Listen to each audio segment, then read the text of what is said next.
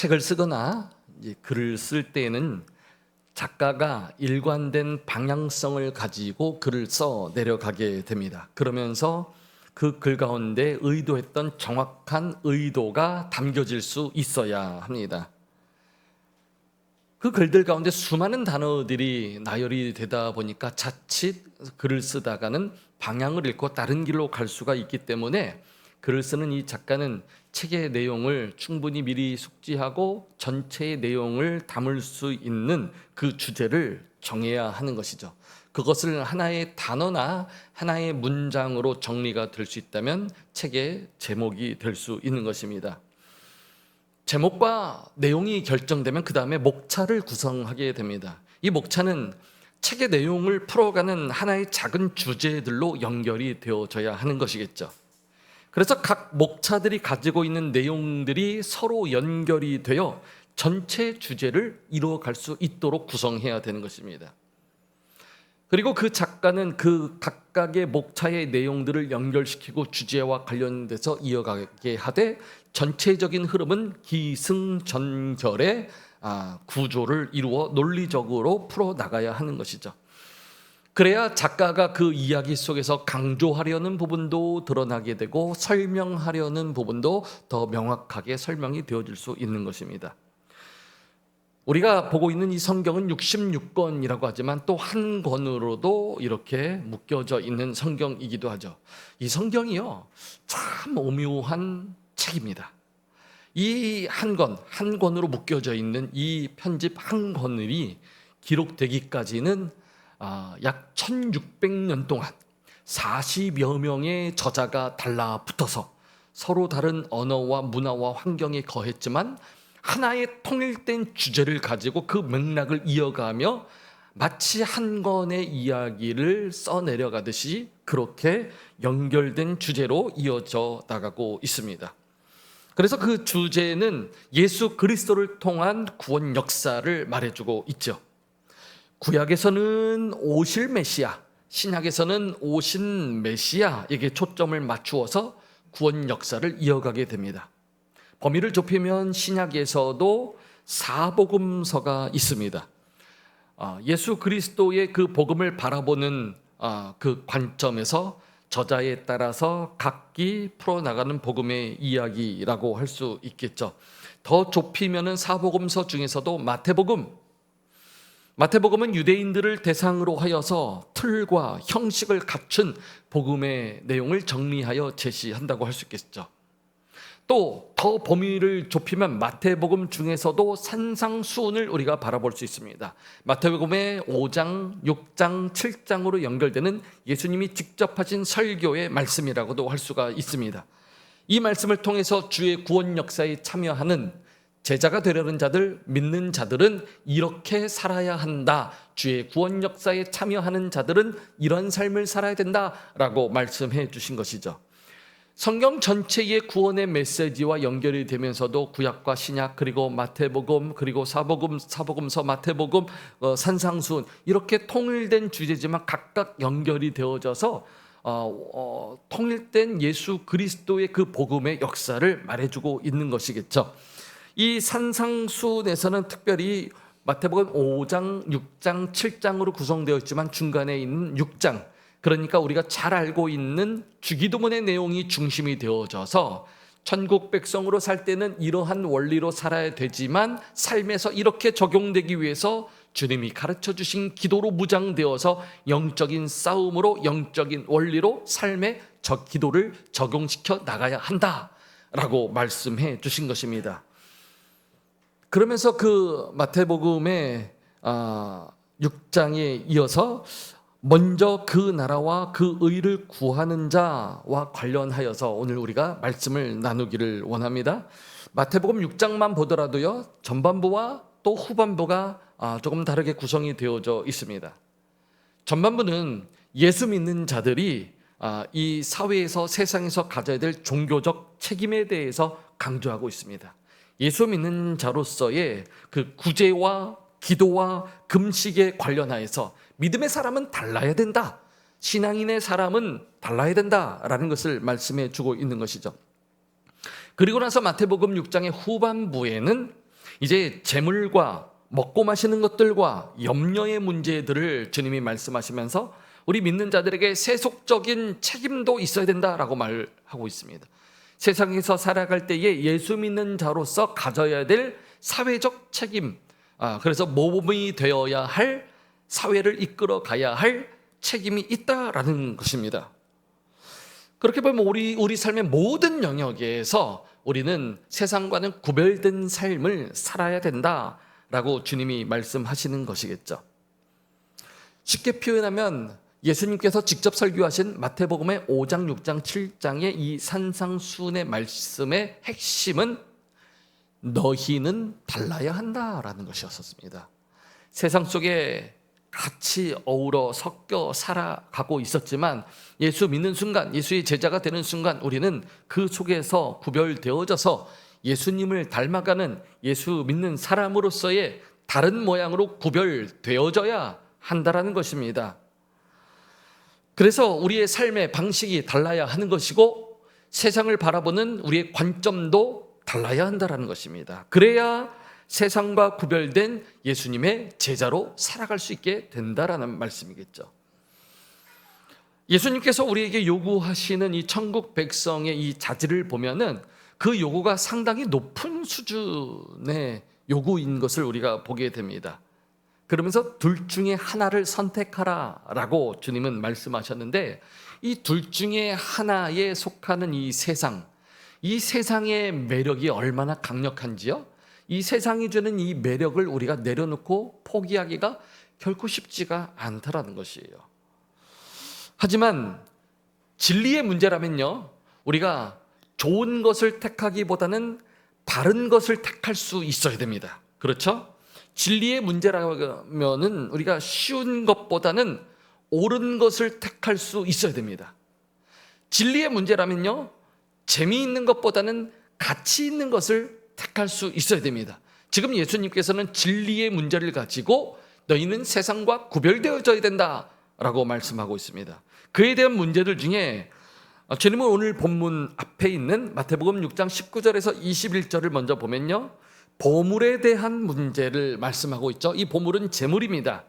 그래서 그 보물을 땅에 쌓아두지 말고 썩는 땅에 쌓아두지 말고 썩지 않는 하늘에 쌓아두어라 라고 말씀해 주셨습니다. 우리의 보물 재물을 땅에 쌓을 것인지 하늘에 쌓을 것인지 선택하고 결단해야 된다는 것이에요. 그런데 주님은요, 우리가 오해하지 말아야 될 것은 재물이 나쁘다고 말하시지 않았습니다. 재물을 저축하는 것, 비축하는 것이 나쁘다고 말하지 않았습니다. 재물을 어디에다가 쌓는 것이 더 중요한 문제다라고 말씀해 주신 것이죠. 그리고 하늘에 쌓아두라 말씀하셨습니다. 왜냐하면 이 물질에는 우리의 마음도 따라가게 되고 마음도 담기게 되기 때문에 썩어질 땅에 우리의 물질을 쌓는 순간 우리의 마음도 뺏기게 되는 것이고, 그러나 우리의 물질을 하늘에 쌓을 수만 있다면 우리의 마음도 하늘에 쌓아지는 것이고 그 다음엔 하나님이 책임져 주신다라고 말씀하십니다. 이 말씀을 동일한 내용으로서 더 구체적으로 표현해 주고 있는 것이 누가복음의 12장 33절의 말씀입니다. 그 말씀을 보면 이렇습니다. 너희 소유를 팔아 구제하여 낡아지지 아니하는 배낭을 만들라. 곧 하늘에 둔 바 다함이 없는 보물이니 거기는 도둑도 가까이 하는 일이 없고 좀도 먹는 일이 없느니라. 같은 내용의 말씀이지만 조금 더 구체적으로 풀어서 말씀해 주기를, 소유를 팔아 구제하여 낡아지지 아니하는 배낭을 만들라. 소유를 팔아 구제하는 일에 재물을 사용해라 라고 말씀해 주시는 것이에요. 그러니까 보물을 하늘에 쌓는 방법은 가난한 자들을 구제하며 재물로 약한 자들을 섬길 수 있는 데까지 나아가야 한다라는 것이죠. 그리고 나서 주님은 이어지는 마태복음 6장 22절, 23절에서 눈으로 볼 수 있는 것이 중요하다라는 관점으로 말씀해 주십니다. 눈을 밝게 할 것인지 눈을 어둡게 할 것인지 이 또한 결단하라 라고 말씀을 합니다.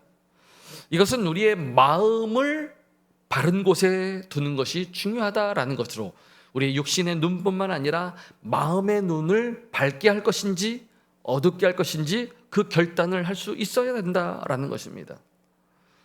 그 다음에 마태복음 6장 24절을 보면요, 주인을 섬기는 것에 대해서 말씀을 해 주시는데, 주님이 앞에서 말씀하신 이 보물을 땅에 쌓을지 하늘에 쌓을지의 문제, 그 다음에 우리의 눈을 밝게 할지 어둡게 할지의 문제, 결국 이 둘 중에 하나를 택해야 된다는 것이에요. 예수 믿는 자들은 선택의 과정을 밟아야 되는데 반드시 결단을 가지고 선택해야 된다는 것입니다. 이것이 바로 두 주인을 섬기는 것과 관련이 있기 때문에 그렇습니다. 한 사람이 두 주인을 섬길 수 없으니 바른 주인을 올바르게 선택해야 한다라고 말씀하십니다. 그리고 주님은 재물이 우리의 주인이 될 수 없다라고 말씀해 주셨습니다. 사람들은 재물을 섬기려고 합니다. 어느샌가 황금 만능주의, 물질 중심주의 세상을 살아가면서 물질 없이 살아갈 수 없는 세상이 되어버렸고요, 오히려 재물에 끌려가는 삶이 되어버렸습니다. 그러다 보니까 재물이 우리의 주인이 되어버렸고 재물 없이는 살아갈 수 없는 세상이 되어버렸습니다. 그럼에도 불구하고 예수님은 하나님과 재물을 겸하여 섬길 수 없다라고 단호하게 말씀하셨어요. 본질적인 가치에 대해서 말씀하시는 것입니다. 본질적인 가치를 우리가 붙잡기 위해서 비본질적인 가치라면 그것은 내려놓을 수 있어야 된다라고 말씀해 주시는 것이죠. 오늘 보면은 바로 이런 말씀의 배경에서 이어지고 있습니다. 그래서 보물에 대한 문제, 시각에 대한 문제, 가치에 대한 문제를 이렇게 말씀하신 다음에 우리의 야망에 대한 문제로 오늘 본문의 말씀으로 또 풀어가시는 것이죠. 본문의 25절 말씀은요, 그러므로 내가 너희에게 이르노니 라고 말씀을 시작합니다. 사실 우리 삶에서 이 물질에 대한 문제, 또 관점에 대한 문제, 가치에 대한 문제를 우리가 결정하는 일은 결코 쉬운 일이 아닙니다. 이런 것들이 당장 내 삶에 필요한 것이고요, 없으면 당장 불편해지는 것이기 때문에 우리는 꼭 필요한 것이기도 하고 더 나은 것을 찾으려고 추구하려고 그렇게 살아가지 않습니까? 근데 그런 것들을 내려놓는 일은 결코 쉬운 일이 아닐 것입니다. 하지만 이런 삶의 문제들에 우리가 붙잡히게 되면은 우리의 신앙이 자랄 수가 없게 되고 결코 예수님의 제자로 설 수가 없다라고 말씀하십니다. 천국 백성 된 자로 살아가기 위해서는 본질적인 것이냐 비본질적인 것이냐라는 것을 구분해내고 비본질적인 것들을 내려놓을 수 있어야 된다라고 말씀하십니다. 그러면서 우리는 이 땅에 살아갈 때에 사실 우리의 관심사가 어디에 있느냐, 이것이 굉장히 중요한 문제 아니겠습니까? 그런데 오늘 성경은 너희의 관심사도 중요하지만 하나님의 관심사를 알아야 된다. 하나님의 관심사가 어디에 있는지를 먼저 알아야 분별력을 가지고 믿음의 사람으로 서갈 수 있다라고 말씀해 주시는 것입니다. 오늘 본문을 통해서 세 가지 하나님께서 말씀해 주시는 하나님의 관심사, 그 관심사에 우리도 같이 결단하는 그런 믿음이 있을 수 있기를 바랍니다. 첫 번째, 본문에서 말씀하는 하나님의 관심사, 우리에 대한 하나님의 관심사는 바로 염려에 대한 것입니다. 이것은 마치 부모가 자녀를 바라볼 때에 사랑하는 자녀, 늘 관심 갖고 지켜보는 자녀가 이 물질과 염려에 마음이 뺏겨서 아무것도 못하는 그 모습을 볼 때에 엄마 아빠의 관심이 그것이 아니야 라고 이렇게 친절하게 이야기해 주시고 정리해 주시는 그런 주님의 마음을 또 우리가 헤아려 볼 수 있겠죠. 우리에게 염려를 내려놓아야 된다라고 단호하게 말씀하세요. 본문에, 우리가 읽은 본문에 보면요, 이 염려라는 단어가 5번 반복되고 있습니다. 그만큼 지금 중요한 문제를 다루고 계시다라는 뜻이 들 수 있는데, 이 염려하면은요, 긍정적인 표현입니까? 부정적인 표현입니까? 보통 이 단어는요, 부정적인 어감으로 많이 사용됩니다. 그래서 염려와 관련해서 하지 말아라 라고 많이 사용이 되는 것이죠. 재밌는 것은요, 이 염려라는 이 두 글자의 한자를 보면요, 여기에 담긴 원래의 뜻이 무엇이었는지를 우리가 조금 더 자세하게 좀 생각해 볼 수가 있습니다. 이 염자는 생각할 염자고요, 려자는 생각할 려입니다. 그래서 염려하면 원래는 생각하고 생각하라 라는 이런 뜻이 되는 것이겠죠. 아마 여러분 주보의 이면에 보면은 말씀 묵상에 그 한자를 또 이렇게 담아 놨으니까 조금 더 같이 보시면서도 이해가 될 수 있을 것 같습니다. 한자로 생각하다의 의미를 이렇게 가지고 있는 이 염자는요, 한 번 더 자세히 그 단어를 뜯어보면 위에 있는 한자와 아래에 있는 한자 두 한자가 붙어서 염자가 되었다는 것을 볼 수 있는데, 위에는 금자죠. 지금 할 때 지금을 말하는 금자입니다. 그리고 그 밑에는 마음 심자가 밑에 기록되어 있습니다. 그러니까 지금의 마음이 합쳐져서 염자가 되었다라는 것이죠. 그러니까 바로 지금 내 마음을 지배하고 있는 상태를 염자로 표현을 하고 있는 것이. 이 려자를 또 보면요, 위에는 호랑이 호자가 달려 있습니다. 그리고 밑에는 생각할 사자가 연결이 되어져 있어요. 그래서 이것을 풀어보면은 호랑이를 만났을 때 어떻게 살아남을지를 생각하는 것이 바로 려자가 되는 것이에요. 그러니까 이 염려에 담겨져 있는 원래의 의미를 조금 종합해서 합쳐보면, 닥쳐올 위험에 대한 걱정이 지금 이 순간에 내 마음에 가득 차서 떠나지 않는 상태, 닥쳐올 어떠한 위험, 근심이 되어서 그것이 내 마음을 지배하고 떠나지 않는 상태가 바로 염려의 단어가 되었다는 것이에요. 살면서 호랑이 걱정을 하면서 염려하고 있는 모양이 우리의 모습이다라는 것이에요. 한 선생님이 제자들에게 가벼운 플라스틱 의자를 하나 이렇게 들어 보이면서 말을 했습니다. 이 의자의 무게가 얼마나 될 것 같니? 이렇게 물었어요. 그랬더니 아이들이 무거워요, 가벼워요, 뭐 별것 아니에요, 충분히 들을 수 있을 것 같아요. 자기가 생각하는 무게들을 막 아이들이 이야기를 했습니다. 그랬더니 선생님이 이렇게 말을 했습니다. 이 의자의 실제 무게는 그닥 그렇게 중요하지 않아. 진짜 무게는 내가 이 의자를 얼마나 오래 들고 있느냐에 따라 달라질 수 있는 거야. 만약 이 의자를 1분을 들고 있으면 가볍게도 들 수 있겠지. 그러나 이 의자를 1시간을 들고 있다면 어떨까? 아마 팔이 저리겠지? 그런데 이 의자를 하루 종일 들고 있다고 생각해봐. 어떨까? 아마 너의 팔이 부러질지도 몰라.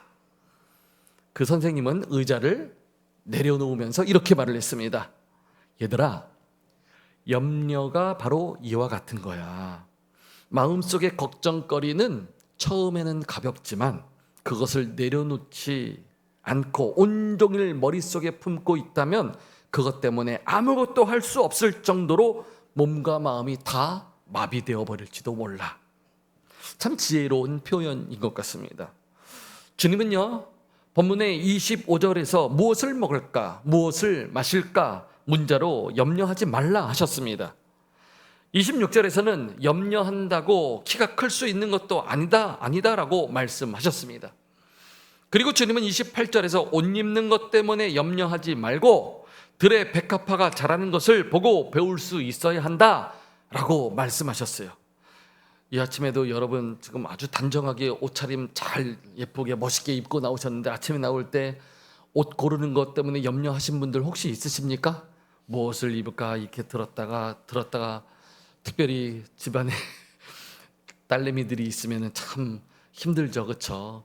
입었다 벗었다가 풀었다 제쳤다가 또 입었다가 결국 입고 나가는데 나간 자리를 보면 그냥 옷들이 헤쳐져 있고 정리는 안 돼 있고 그냥 뭘 입을까 투정 부리고 걱정하다가 막 그런 하루하루의 삶이지 않습니까? 요즘은 아들 딸 할 것 없이 다 치장하는데 많이 시간을 쓰고 에너지를 쓰기도 하지만 그것 때문에 염려를 하고 있다는 거예요. 이 세상 사람들이요, 에너지를 그것 때문에 많이 쏟고 있는 것이에요.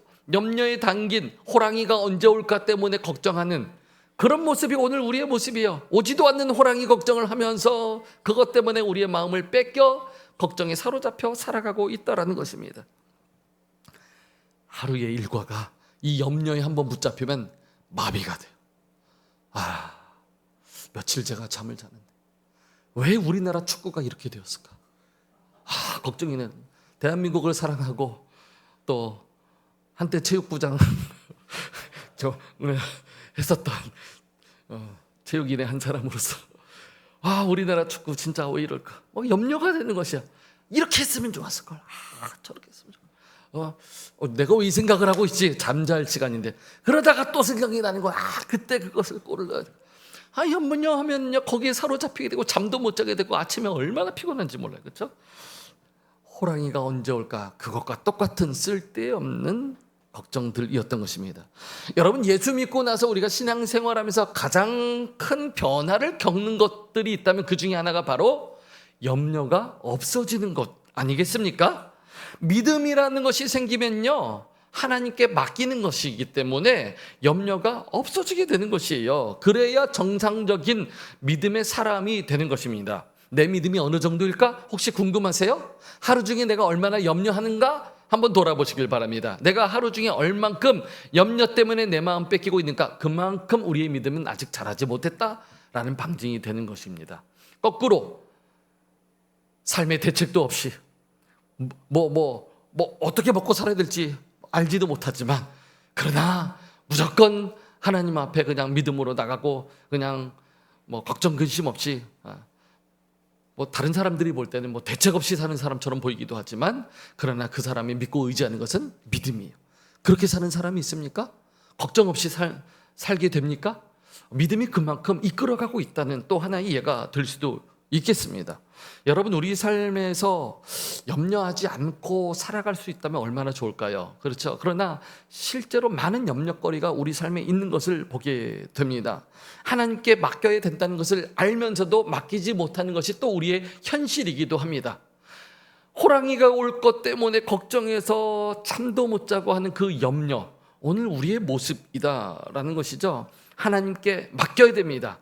맡길 때에 믿음이 자라고 믿음 자랄 때에 염려는 없어지는 것이죠. 염려하지 않겠다라고 작정한다고 염려가 없어지겠습니까? 염려하지 말아야 되는데 왜 또 염려했을까? 아이고 또 염려 못했네. 염려해야지. 왜 염려 못하나? 염려하지 말아야 된다는 것을 염려하면은요 그것 때문에도 또 마음 뺏기게 되는 것이에요. 염려하지 말아야지 한다고 염려가 안 되겠습니까? 아니에요. 염려하지 않기 위해서는 염려를 붙들고 싸우는 것이 아니라 믿음을 키워야 됩니다. 믿으십니까? 우리의 믿음이 자라면요 염려는 자연스럽게 없어지게 되는 것이에요. 믿음의 사람이 될 수 있기를 축복합니다. 지금 내 마음이 무엇에 의해 지배를 받느냐에 따라서 그 사람은 믿음의 사람이 될 수도 있고 여전히 염려에 붙들린 사람이 될 수도 있다라는 것이에요. 여러분, 바른 믿음으로 하나님께 우리의 삶을 맡길 수 있기를 축복합니다. 이 은혜가 우리 함께 그린 교회 모든 성도님들에게 그대로 임할 수 있기를 주의 이름으로 축원합니다. 아멘. 두 번째로 본문에서 하나님은 우리의 존재를 바로 알아야 한다라고 하나님의 관심사를 보이셨습니다. 우리가 어떤 존재인지를 알아야 한다는 것이에요. 앞에서 나눴던 마태복음 6장 24절을 보면요 분명히 우리에게 주인이 있다라는 것을 말씀해 주고 있습니다. 예수님은 제자들에게 하나님의 나라를 위한 삶을 살기 위해서 주인이 누군지, 우리의 주인이 누구인지를 바로 알아야 한다라고 말씀하십니다. 그래서 공중의 새를 보아라, 들의 백합화를 보아라, 자연의 피조물들을 한번 보아라. 그 주인의 뜻에 따라 순종하고 있지 않느냐? 주인의 영광을 위해서 다 힘쓰고 쓰임받고 있지 않느냐라고 말씀하시면서 자연스럽게 우리에게도 너희도 너희의 주인이 있다는 것을 알아야 된다라고 말씀하셨습니다. 예수님은 주기도문을 중심으로 하여서 천국 백성된 자들, 예수 믿는 자들은 백성된 삶을 살아야 된다라고 말씀하시면서 의도적으로 두 주인에 대한 말씀으로 이어가고 계시는 것입니다. 우리 앞에 우리 삶에 놓인 두 주인이 있습니다. 그런데 그것을 어떤 것을 선택하느냐에 따라서 인생의 방향이 달라지고 인생의 삶의 질이 달라지고 더 나아가서 우리의 천국에 대한 문제, 내세에 대한 문제가 완전히 달라질 수 있다라는 것이죠. 보물을 하늘에 쌓느냐 땅에 쌓느냐, 하늘의 주인을 위해 쓰느냐 땅의 주인을 위해 쓰느냐의 문제로 말씀하시고요, 눈의 중요성을 말씀하시면서 우리의 시선의 문제를 부각시키십니다. 마음의 눈을 떠서 두 주인을 분별할 수 있어야 된다라고 말씀하십니다. 그래서 천국 백성들에게는 이 주인에 대한 분별력이 너무나도 중요하다라는 것이에요. 그리고 바른 주인을 인식할 때에 우리의 염려도 자연스럽게 주님께 맡길 수 있게 된다는 것이죠. 그러니까 우리가 염려에 사로잡히는 삶을 산다는 것은 주인을 바로 인식하지 못했기 때문에 그런 결과가 나타난다는 것이죠. 주인의식을 정리하는 것이 중요한 이유는요, 여기에서부터 우리의 삶의 중심이 완전히 달라질 수 있기 때문에 그렇습니다. 우리가 결정해야 될 것은 딱 두 가지 중에 하나입니다. 내 삶에 내가 주인이냐, 내 삶이 하나님의 것이냐, 하나님이 우리 삶의 주인이냐, 이 문제를 가지고 결단해 나가야 한다는 것입니다. 아마 대부분의 사람들, 특별히 예수 믿지 않는 사람들은 그 삶의 주인이 자신일 것입니다. 내 삶의 주인은 나다. 그렇게 되면요, 나의 삶은 야망으로 흘러가게 되어지겠죠. 자신의 성공을 위한 삶을 살아가게 되고 어떻게든 성공시키기 위해 수단 방법 가리지 않고 성공해야 되겠고, 그것을 붙잡으려다 보니까 날마다 염려에 사로잡힐 수밖에 없게 되겠죠. 그러다 보니까 우리의 삶은 늘 근심과 걱정, 염려에 사로잡히는 것입니다. 그러나 하나님을 내 삶의 주인으로 우리가 인정할 수만 있다면 내 소유는 하나님의 것입니다. 그리고 하나님의 모든 것이 또 내 것이 될 수도 있습니다. 내게 있는 것들은 하나님이 다 맡기신 것이지 내 것이 아닙니다. 그러니까 내 것이 애초부터 아니니까 맡기신 것을 잘 관리만 하면 되는 것입니다. 그러면 염려할 필요가 없죠. 오히려 충성된 종으로 잘 관리만 하면 되는 것입니다.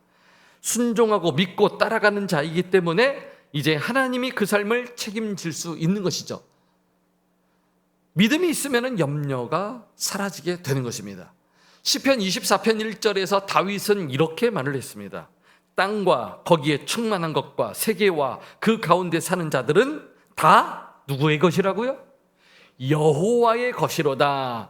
땅, 거기에 충만한 것, 세계, 그 가운데 사는 자들, 그러니까 모든 피조물들과 심지어 하나님 창조하신 사람조차도 다 하나님의 것이다 라고 말씀하십니다.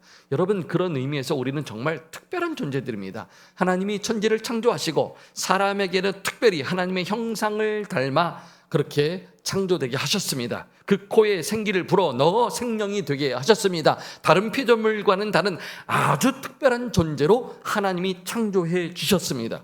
그래서 하나님이 우리의 주인이 되어 주신 것입니다. 믿으십니까? 우리의 주인이 하나님이신 것을 회복해야 우리의 삶이 정상적으로 창조 질서 속에 살아갈 수 있는 것이겠죠. 그런데 주인을 알아차리지 못하면 어느샌가 내가 주인이 되고 우리는 염려에 사로잡히는 삶을 살아갈 수밖에 없다라는 것이, 그것을 보고 계시는 주님께서 참으로 안타까운 마음으로 말씀하셨습니다. 마태복음 6장 30절에는 이렇게 말씀을 합니다. 오늘 있다가 내일 아궁이에 던져지는 들풀도 하나님이 이렇게 입히시거든 하물며 너희일까 보냐 믿음이 작은 자들아. 하물며 너희일까 보냐, 굉장히 특별한 존재라는 것이, 여전히 우리는 특별한 자들이라는 것입니다. 그러니 너희는 걱정할 필요도 없다. 하물며 너희일까 보냐, 믿음이 작은 자들아. 안타까운 마음으로, 다그치는 마음으로 아마 그렇게 말씀하신 것 같습니다. 너희는 걱정할 필요가 없어. 아주 특별한 존재야. 스페셜한 존재야. 내가 책임지는 것이야. 왜 걱정하니? 하물며 너희일까 보냐, 믿음이 적은 자들아. 안타까워하는 마음으로 그렇게 말씀하세요.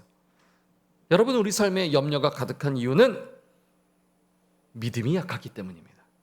하나님의 관심사는 오늘 우리의 주인이 하나님이신 것을 바로 깨닫고 우리의 야망과 성공을 위한 삶이 아니라 감사와 순종으로 염려를 내려놓고 청지기로서의 삶을 살아가라 하신 것입니다. 믿으십니까? 아멘. 세 번째로 하나님의 관심사는 오늘 본문을 통해서 우선순위를 따라 분별하는 삶을 살아라 라는 것입니다. 앞에서 주님은 제자된 자들에게 선택의 문제를 말씀하시면서 붙잡아야 할 것, 또 내려놓아야 할 것을 말씀하셨습니다. 즉, 보물, 재물이 나쁘다고 하신 것은 아니에요. 그 재물을 사용하는 우선순위에 대해서 말씀하십니다. 하늘에 쌓는 재물일 때는 하나님이 영광 받으시고 더 큰 것을 맡기시겠다라고 말씀하십니다. 바른 믿음의 시선으로 무엇이 더 중요한지를 분별하라 하셨습니다. 그래서 염려보다는 믿고 맡기는 믿음이 우리 삶에 더 중요하다라는 것이에요. 그래서 하나님과 재물을 겸하여 섬길 수 없기에 하나님이 우리의 주인이신 것을 택할 수 있어야 한다라는 것입니다. 우리의 존재도 하나님이 책임져 주실 것이고, 그래서 이방인의 방식을 따르지 말라. 너희는 그들과 다른 구별된 자들이다. 내가 책임지는 자들이다 라고 말씀해 주셨습니다. 그래서 주님은 결론적으로 마태복음 6장 33절에 이렇게 말씀하십니다. 우리 같이 함께 이 말씀 읽어보도록 하실까요? 시작. 그런즉 너희는 먼저 그의 나라와 그의 의를 구하라. 그리하면 이 모든 것을 너희에게 더하시리라. 아멘. 우리가 다 잘 아는 말씀인데 이 말씀 안에 얼마나 중요한 우선순위의 문제, 영적인 자녀들의 삶의 결정의 문제들이 담겨 있는지 모릅니다. 우리 삶에는 반드시 이 우선순위의 문제가 정리되어야만 합니다. 먼저 구할 것이 있다라는 말씀입니다. 그럴 때 나머지는 하나님이 책임져 주신다라고 말씀하셨습니다. 믿으십니까? 하나님이 책임져 주실 부분을 염려할 필요가 없는 것이죠. 그건 하나님의 영역이니까 우리가 해야 될 것은 먼저 그 나라와 의를, 하나님의 영광을, 믿음의 방식을 택하여서 결단을 가지고 그 일을 위해 나아가면 되는 것입니다. 1924년에 파리올림픽이 열렸는데 조금 오래된 이야기이긴 합니다만요, 이 파리올림픽에 에릭 리델이라는 사람이 100m 단거리 경기에 출전을 하게 되어 있었습니다. 아주 유력한 금메달 후보였었기 때문에 영국 사람들이 기대를 걸고 있었고요, 이 에릭 리델이 당연히 금메달을 딸 것이라고 사람들은 생각했었습니다. 그런데 이 100m 경기의 예선이 하필이면 주일에 일정이 치러지게 된 것이에요. 그래서 이 에릭 리델이 고민하지 않냐고, 저는 100m 경기를 포기하겠습니다. 하나님 앞에 예배 드리는 것이 더 우선입니다. 제 삶의 우선입니다. 저는 믿음의 방식을 택하겠습니다 하여 100m를 포기해버렸어요. 그때 사람들은 영국 전체가 뒤집혔고요, 그리고 이 에릭 리델이라는 사람에게 조국을 배신한 위선자라고까지도 비아냥거리기도 했었습니다. 에릭 리델도 역시 조국을 사랑했지만 하나님을 사랑하고 주의를 지키는 것이 그에게 더 우선순위였고 더 먼저라고 그는 결단했던 것이죠. 그래서 주 종목인 이 100m 경기를 포기해야만 했는데 대신에 주 종목이 아닌 이 400m 중거리 경기에 참여할 수 있게 되었습니다. 왜냐하면 평일에 그 경기가 치러졌기 때문에 나는 100m 선수지만 400m에 나가겠습니다. 단거리 선수가 이 중거리 경기에 나가는 것은 결코 쉽지 않습니다. 쓰는 근육이 다르고요, 이 메커니즘이 틀리고요, 이 경기를 운영하는 방식도 다 다릅니다. 작전도 틀립니다. 전략이 다릅니다. 그렇기 때문에 단거리 선수가 중거리를 뛰는 일은 여간 쉬운 일이 아닙니다. 그 스텝 중에 한 사람이 에릭 리델에게 용기를 실어주고자 쪽지에 무언가를 써서 건네주었습니다. 거기는 사무엘상 2장 30절의 말씀이 기록되어져 있었어요. 나를 존중히 여기는 자를 내가 존중히 여기고 라는 이 말씀이 기록되어져 있었어요. 이 말씀에 이 에릭 리델이 힘을 얻었습니다. 그리고 100m를 뛰듯이 400m를 뛰었어요. 사람들이 그것을 보면서 저거 분명히 오버페이스다, 저거 문제가 있다, 저렇게 뛰면 안 되는데 걱정을 했지만 그는 결국 세계 신기록을 세우면서 금메달을 땄다라고 합니다. 그 후에 에릭 리델이 기자에게 이렇게 말을 했어요. 처음에 200m는 죽을 힘을 다해서 최선을 다해서 힘을 내어서 달렸습니다. 그리고 나서 나머지 200m는 나를 존중히 여겨주시는 하나님의 도우심으로 제가 뛸 수 있었습니다 라고 고백했습니다. 얼마나 멋진 믿음의 고백입니까? 그 말을 들은 모든 전 세계 사람들에게 하나님께서 그를 높여주신 것이겠죠. 여러분, 우리 삶에 많은 선택들이 있습니다. 그 중에서 무엇을 선택하느냐에 따라서 삶의 결과가 달라지고 방향이 달라질 것입니다. 하지만 우리가 믿음의 우선순위를 가지고 하나님의 시선으로 무언가를 선택할 수만 있다면 하나님은 분명히 그 사람을 책임져 주실 줄 믿습니다. 하나님의 나라라는 그 의는 신앙의 방식을 말하는 것이겠죠. 믿음의 우선순위를 말하는 것입니다. 그래서 우리 삶에서 먼저 믿음의 방식을 따라 결정할 수만 있다면 나머지는 하나님이 책임져 주신다라고 약속해 주신 것이죠. 이 예배에 참석하는 과정에서도 여러분들은 아마 많은 선택들 중에서 기도하고 하나님의 인도하심 따라 결정하고 그 선택으로 이 자리에 앉아 계실 것입니다. 그것이 하나님의 영광을 위한 것이고 하나님의 방식으로, 믿음의 방식으로 결정한 것이었다면 하나님이 영광 받으시고 우리의 결정을 통하여서 기쁘신 하나님의 은혜를 허락해 주실 줄 믿습니다.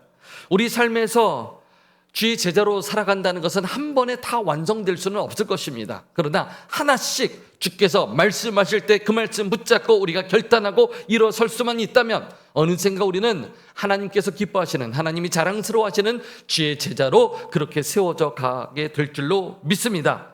이 예배를 통해서 새롭게 하나님을 믿기로 결단할 수 있기를 바랍니다. 먼저 하나님이 기뻐하시는 결정을 하는 믿음의 사람들 다 될 수 있기를 축복합니다. 우리 삶을 지배해왔던 언제 올지 모르는 호랑이 걱정 때문에 염려에 매달렸던, 시달렸던 삶이 아니라 하나님의 은혜의 지배를 받아서 믿음으로 순종하고 결단하여 하나님께 영광 돌릴 수 있는 저와 여러분들의 삶이 될 수 있기를 주의 이름으로 축복합니다. 우리 다 같이 자리에서 일어나셔서 이 말씀의 은혜를 담은 찬양을 같이 함께 올려드리면 좋겠습니다. 말씀 그대로의 찬양입니다. 먼저 그 나라와 의를 구하라.